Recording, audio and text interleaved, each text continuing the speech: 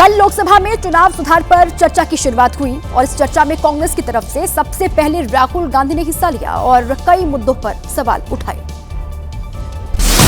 लोकसभा में राहुल गांधी ने चुनाव आयोग को लेकर 3 सवाल पूछे। उनका पहला सवाल था, केंद्रीय चुनाव आयुक्त की नियुक्ति प्रक्रिया से चीफ जस्टिस ऑफ इंडिया को क्यों हटाया गया। दूसरा सवाल था कि दिसंबर 2023 में नया नियम लाकर चुनाव आयुक्त को सजा देने वाला नियम क्यों बदला गया। और राहुल गांधी का तीसरा सवाल था कि चुनाव आयोग ने अचानक सीसीटीवी फुटेज और डेटा को लेकर नियम क्यों बदल दिए। राहुल गांधी ने सीधे आरोप लगाया कि हरियाणा में चुनाव की चोरी हुई। इसके लिए उन्होंने उन सबूतों को सामने रखा जिसे कुछ दिन पहले अपनी प्रेस कॉन्फ्रेंस में दिखाया था। This Brazilian woman has appeared 22 times on the voter list in Haryana.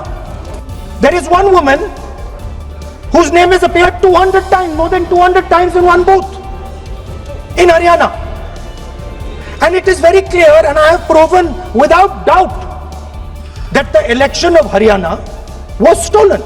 Nowhere has the Election Commission answered my questions.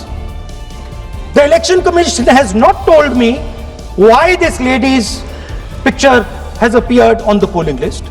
They have not told me why lakhs and lakhs of duplicate voters are existing.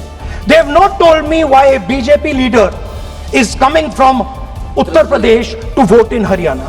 These are straightforward questions, and there is clear proof which I have put in front of the country, right? But the Election Commission has no answer to these questions, and that is the result of the complete capture of the Election Commission by the people across the aisle.